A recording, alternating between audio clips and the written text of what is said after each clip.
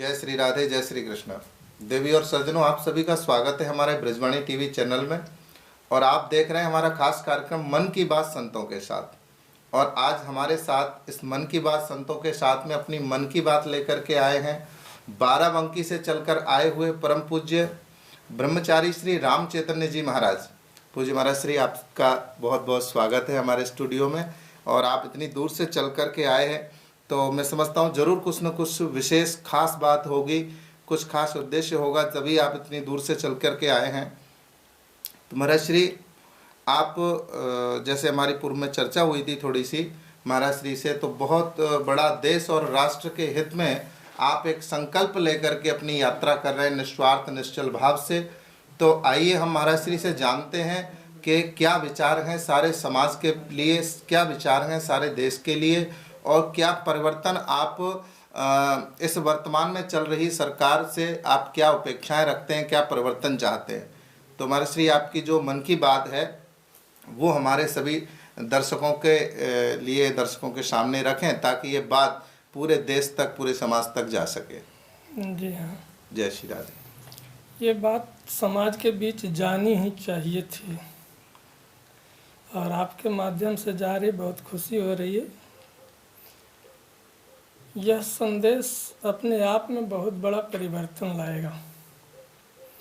संदेश यह है कि वर्तमान समय में जो स्थिति चल रही है, खास करके धर्म के मामले में जी, तो इन्हीं से संबंधित समस्याओं का समाधान था समग्र रूप से।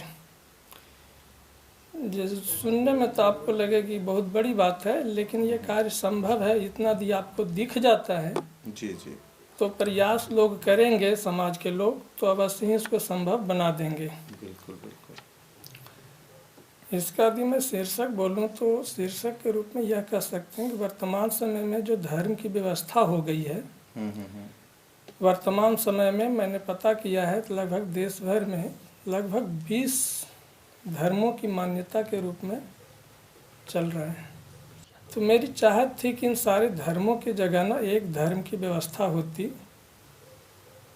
और यह कैसे संभव है, यही मुझे काफ़ी वर्ष पहले दिखाई पड़ा था एक रास्ता जी। वो रास्ता मैं दिखाना चाहता हूँ कि कैसे यह संभव है कि वर्तमान समय में इतने सारे धर्मों की मान्यता हो गई है, उसके जगह पे एक धर्म की मान्यता हो। उसी संदेश को मैं समाज के बीच आपके नहीं, माध्यम उसमें से- एक प्रश्न और है महाराज जी के, जैसे बहुत सारे सभी धर्मों के लोग हैं, सबकी अपनी अपनी मान्यताएं हैं, सबके अपने अपने कायदे कानून नियम हैं, तो बिल्कुल वो सभी किस प्रकार से एक ही चीज़ को फॉलो कर पाएंगे। बिल्कुल बिल्कुल। हाँ, इसी प्रश्न का जवाब है जी जी जो भी जी। मैं रखने जा रहा हूँ, जी जी जी, विचार बिल्कुल। रखने जा रहा हूँ। बिल्कुल रखिए महाराज। ये आपकी इसी प्रश्न का उत्तर है। देखिए, इसको ध्यान से सुनिए, बहुत बड़ी बात है ना, बहुत बड़ी समस्या का समाधान भी है, तो इसको आप ध्यान से सुनिए और समझिए।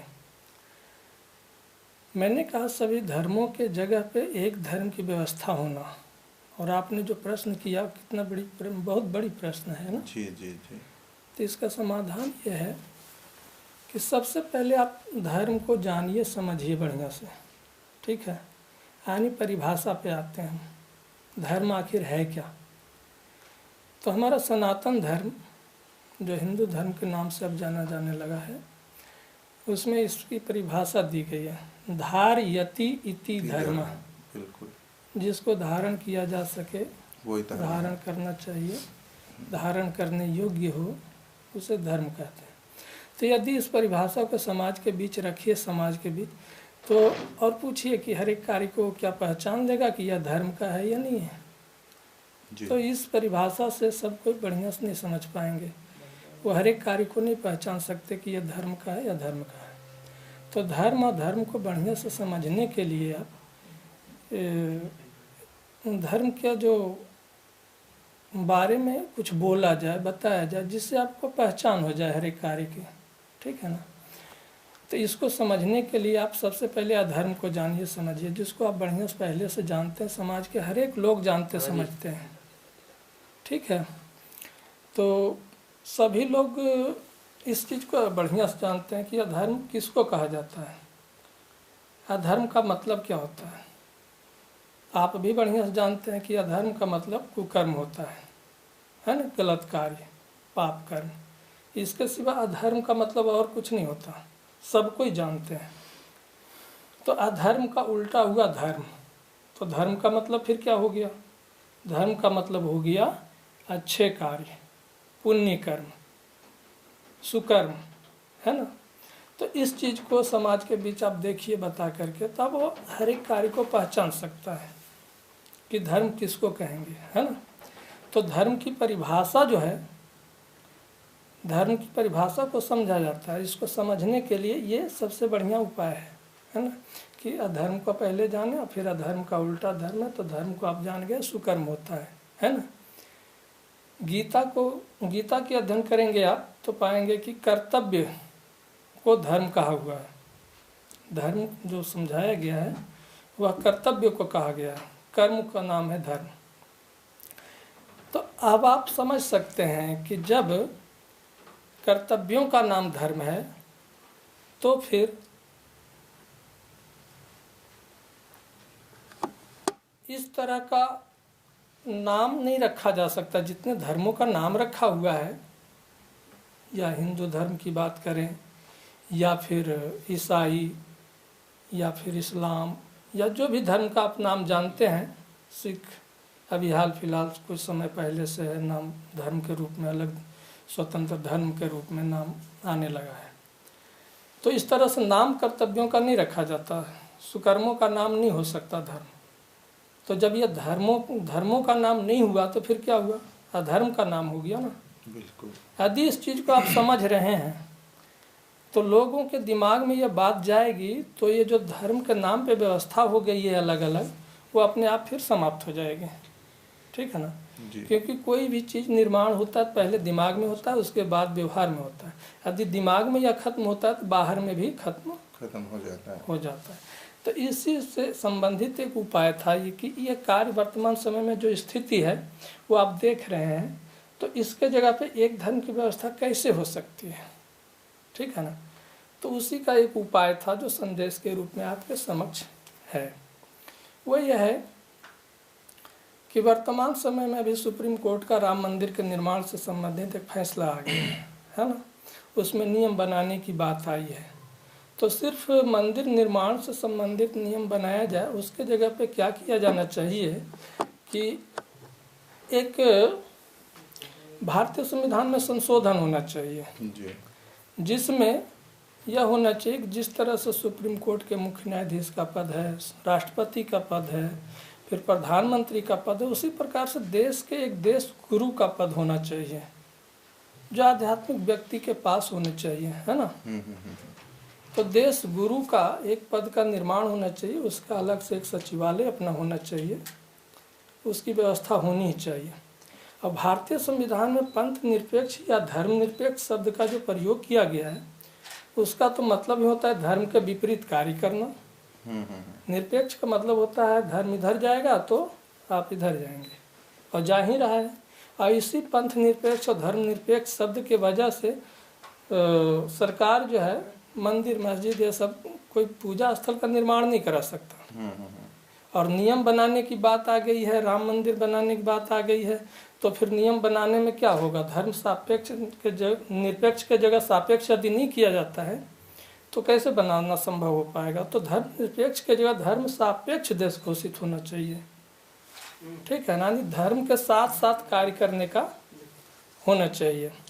तो इसमें जो है जैसे राम मंदिर की आप बात कर रहे हैं कि राम मंदिर का नियम कायदे कानून जो बन रहे हैं, समिति बन रही है, तो उसमें ऐसा परिवर्तन करना चाहिए। तो ये राम मंदिर से ये मुद्दा अलग है, ये तो क्योंकि आपकी एक मांग है, पर्सनली मैं कह सकता हूँ, और आप चाहते हैं कि इस तरह से परिवर्तन आए, तो राम मंदिर से तो ये बिल्कुल भिन्न मुद्दा है। मेरे हिसाब से बिल्कुल स्वतंत्र विचार है मेरा, और पहले से है ये विचार मेरा व्यक्तिगत उत्पन्न हुआ है।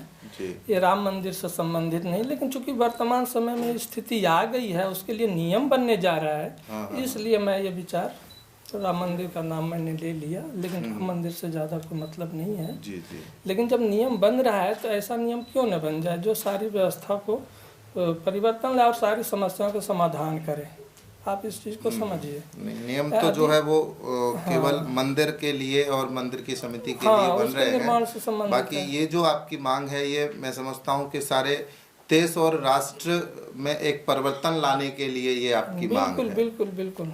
हाँ, तब आगे देखिए, तो ये 2 परिवर्तन होना चाहिए संविधान में कि पहला देश गुरु पद का सृजन हो और दूसरा धर्मनिरपेक्ष के या धर्म सापेक्ष देश घोषित हो जी। और एक धर्म ग्रंथ का निर्माण हो समग्र रूप से सभी धर्मों को मिला करके।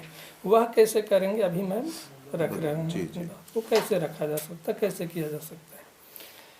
तो इसके लिए क्या करना चाहिए कि अब आप देखिए, वर्तमान समय में जो भी धर्म के नाम पे व्यवस्था हो गई है तो यह धर्म का नाम, लेकिन धर्म के नाम पे यह चल रहा है। तो इसी को आप गौर से देखिए, चाहे हिंदू धर्म हो, इस्लाम हो, चाहे ईसाई हो, कोई भी हो, उसको आप गौर से देखिए। तो इसमें आप पाएंगे कि इसमें मुख्य रूप से 5 चीज़ें रहती हैं। पहली जो है वह है, इसमें आत्मा, परमात्मा और माया मतलब संसार के बारे में जानकारी रहती है। सभी धर्मों में आप पाएंगे। यह जानकारी किसी में सही भी हो सकती है, किसी में गलत भी हो सकती है। गलत सही की बात नहीं कर रहा हूँ, लेकिन ये जानकारी रहती है। ठीक है, तो ये एक जानकारी होगी। दूसरी जो बात रहती है वह है जीवन शैली। कैसे आप खाएंगे पिएंगे, कैसे रहेंगे, उठे बैठेंगे, बात विचार कैसे करेंगे, बैठ के भोजन करेंगे, खड़े खड़े खाएंगे, ये सारा कुछ हमारा धर्म बताता है। ठीक है ना। तो ये जीवन शैली आपका कैसे हो, यह दूसरी पॉइंट हो गया। तीसरी जो चीज़ रहती है वो है पूजा की विधि, यानी ईश्वर के गुण और शक्ति कैसे आप प्राप्त करेंगे, यह पूजा की विधि हर एक धर्मों में रहती है, आप देखेंगे, है ना। ये हो गई तीसरी बात।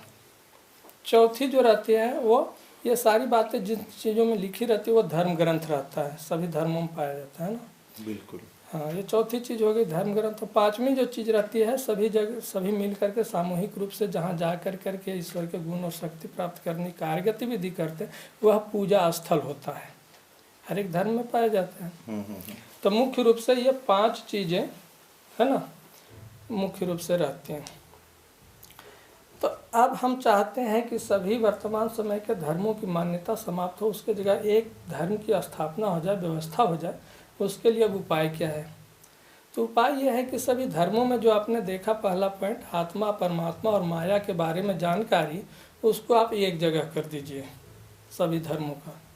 और इसमें जो आप कन्फर्म है कि यह बात गलत है तो आप उसको हटा दीजिए। ठीक है, तो एक चीज़ मिल गया कि नहीं। फिर दूसरी जो चीज़ है वह है जीवन शैली। तो जीवन शैली के लिए एक अलग से मैं थोड़ी सी बात रखना चाहता हूँ कि कैसी होनी चाहिए आपकी जीवन शैली, चाहे स्पष्ट रूप से पता चले गलत है या सही है।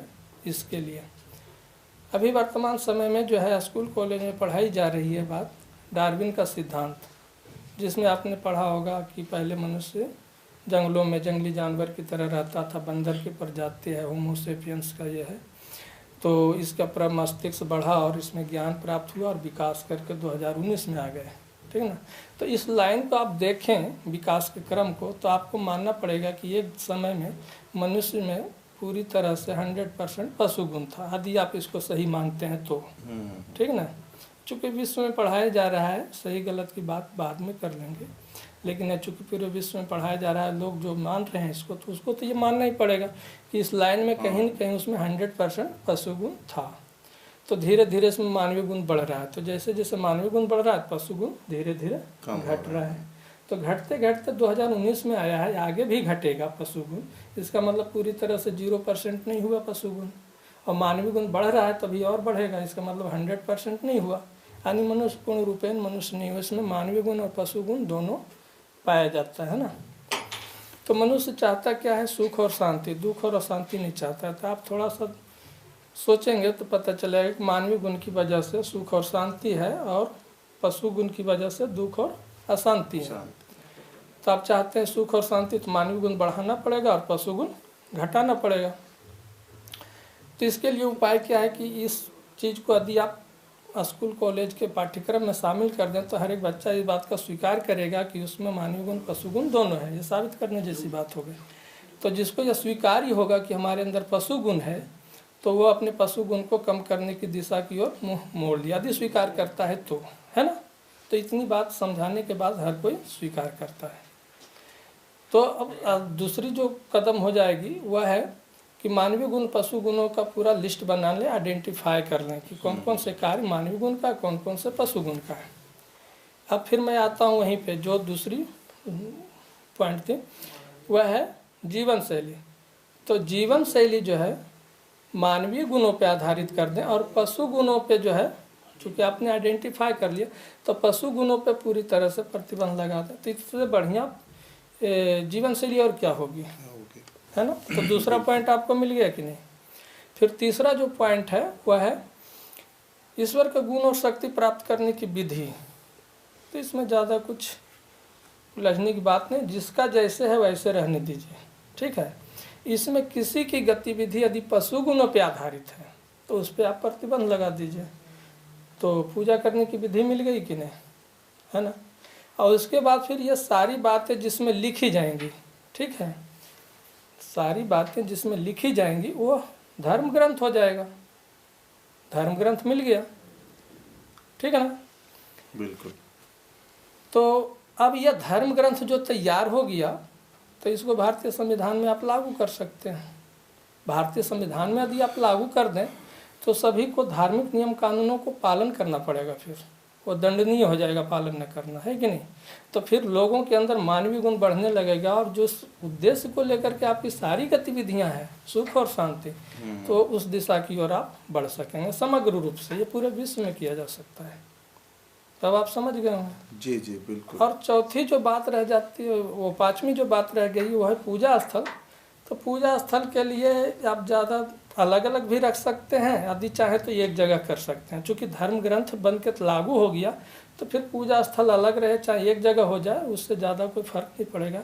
लेकिन यदि आप चाहते हैं कि नहीं वो भी एक जगह कर दिया जाए तो ऐसा आप कर सकते हैं, एक बाउंड्री बनाएं, उसके अंदर सभी धर्मों के धर्म स्थलों को भी बना दें। तो ये एक सौहार्दपूर्ण कार्य होगा। लोग यहाँ आएंगे, और चूँकि यहाँ की गतिविधि मानवीय गुणों पे आधारित हो चूँकि कर दी जाएगी, पशु गुणों पे प्रतिबंध लगा दिया जाएगा पूरी तरह से, तो फिर यहाँ की वो गतिविधियाँ जो हैं सौहार्दपूर्ण हो जाएंगी।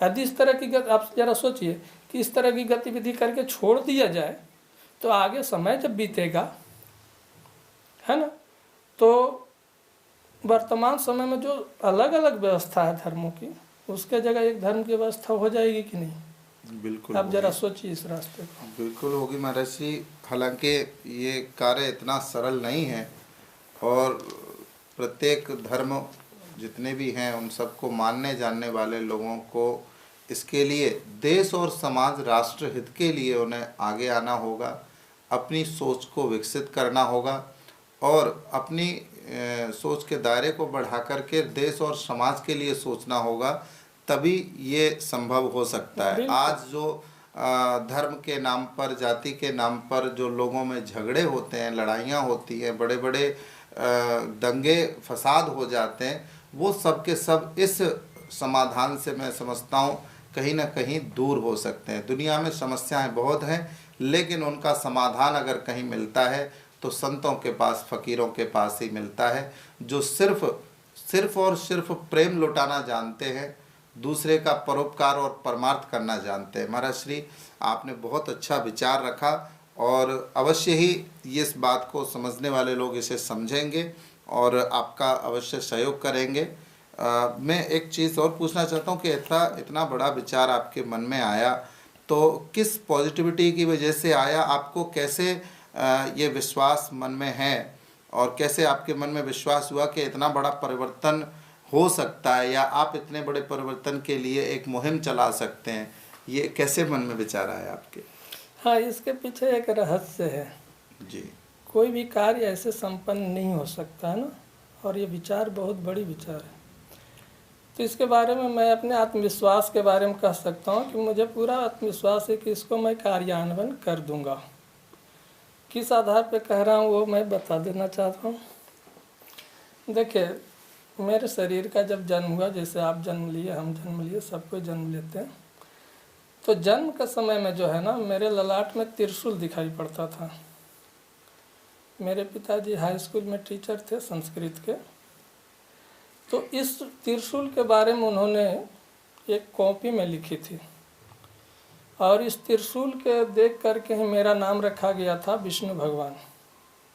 जब मैं 7वीं क्लास में पढ़ता था तो पहली बार उस कॉपी को मैं पढ़ा था, तो जान करके खुशी हुई कि मेरे ललाट में त्रिशूल है और इसी कारण से मेरा नाम विष्णु भगवान रखा हुआ है।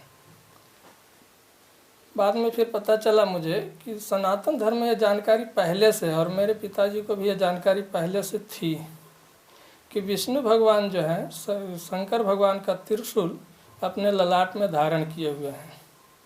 ये जानकारी पहले से उपलब्ध है। अब ये जानकारी आप समझ सकते हैं कितनी बड़ी जानकारी हो गई है ना, ये कोई सामान्य सी जानकारी नहीं। और फिर जैसा मेरा जीवन बीता है उसके आधार पर कह सकता हूँ कि मैं इस कार्य को कार्यान्वित करने की क्षमता रखता हूँ, तभी इस आत्मविश्वास के साथ इस कार्य को मैं कर रहा हूँ। ऐसे मैं अपने पढ़ाई में जो है लगभग हमेशा क्लास में प्रथम छात्र ही रहा हूँ और लगभग हर एक क्षेत्रों में मेरा स्थान ऊपर ही रहा है। वो तो कहाँ कितनी क्या शिक्षा प्राप्त की है महाराज जी आपने? देखिए मेरे जीवन में ऐसा हुआ कि साइंस और आर्ट्स दोनों विषयों से मेरी पढ़ाई हुई। अच्छा। हालांकि ऐसा नियम भी नहीं है, लेकिन मेरे साथ ऐसा हुआ। अपने स्कूल का भी प्रथम छात्र रहा, उसके बाद इंजीनियरिंग का तैयारी किया, फिर इन सब कार्यों के चलते मैं उसको छोड़ा। फिर बनारस हिंदू यूनिवर्सिटी में LLB का छात्र रहा। उसके बाद मैं जब साधु संत बना उसके ठीक पहले मैं IAS का तैयारी कर रहा था जी। एक मोहर चाह रहा था कि मोहर हो जाए तो लोग सुनते हैं आपकी बात को, ऐसे कोई सुनता नहीं। लेकिन मैं देखा कि एक IAS हालांकि मेरे लिए बहुत आसान था IAS बनना, लेकिन मैं देखा कि IAS बन के इन सब कार्यों को मैं नहीं कर सकता, तो सोचा ईश्वर का गुण और शक्ति प्राप्त किया जाए, तो मैं साधु संत फिर बन गया। बहुत अच्छा महाराज जी। और मैं चाहता हूँ कि जैसे आप कह रहे थे पिताजी ने विष्णु भगवान नाम रख दिया जी, तो आज के समय में कहना नहीं चाहिए, क्षमा करना, लेकिन आज के समय में बहुत सारे ऐसे साधु संत हैं और बहुत सारे ऐसे लोग हैं जो जिनको साधु संत भी नहीं कहा जा सकता, जो अपने आप को भगवान की उपाधि देते हैं। बिल्कुल। तो क्या आप भी कहीं ना कहीं भगवान जैसे मानते, आपको लगा? जी, ऐसे साधु संत को संत भगवान तो हाँ, बोलते संत हैं। नहीं, वो एक श्रद्धा का विषय अलग है, भाव होता है भक्तों का। लेकिन आपने कुछ क्या अनुभव किया अपने जीवन में? देखिए मैं अनुभव करता हूँ कि इस कार्य को कार्यान्वित करने की क्षमता रखता हूँ, और यह कार्य ईश्वर के गुण और शक्ति से होते हैं, ईश्वर के द्वारा ही होंगे। माध्यम भले हम बन जाए, है ना जी। और मेरे बारे में चूँकि जानकारी थी जन्म से संबंधित मैंने रखती, और इसके कहीं ना कहीं इसमें कह सकते हैं कि भगवान की, विष्णु भगवान की कृपा से ही या उनके किसी स्वरूप से ही आपके अंदर ये प्रेरणा आई और आपने शिक्षा दीक्षा के बाद में ये संत स्वरूप में आकर के और ये सेवा करने का दायित्व लिया। तो कैसे विचार मन में आया कि आप वो IAS की पढ़ाई छोड़ करके और आप इन संतों के मार्ग में आ गए? तो ये प्रेरणा कहाँ से मिली आपको? स्वतः प्रेरणा मिली। मैं किसी साधु महात्मा से ये मिलने से या संपर्क में आने से ऐसा कहीं कुछ नहीं हुआ। मुझे लगा कि ईश्वर का गुण और शक्ति प्राप्त करने के बाद ही ये कार्य संपन्न किया जा सकता है, इसलिए मैं महात्मा बन गया। बहुत अच्छा महाराज जी, आपसे मिलकर बड़ा अच्छा लगा और आप हमारे स्टूडियो में आए, आपका स्वागत है। प्रश्न बहुत सारे हैं मन में, लेकिन वो अगली मुलाकात में और अगले मीटिंग में हम आपके सामने रखेंगे, और हमारे श्रोताओं के भी अगर कुछ प्रश्न आएंगे तो वो भी हम आपके सामने रखेंगे। तो मैं सभी दर्शकों का हृदय से आभार व्यक्त करता हूँ, धन्यवाद करता हूँ, और ऐसे ही आप ब्रजवाणी टीवी के साथ जुड़े रहिए। संतों के मन की बात आप सभी लोग सुनते रहिए और देखते रहिए ब्रजवाणी टीवी, मन की बात संतों के साथ। मैं आचार्य रसराज मृदुल पूज्य महाराज श्री के साथ आपसे विदा लेता हूँ। जय श्री कृष्णा, जय श्री राधे। धन्यवाद।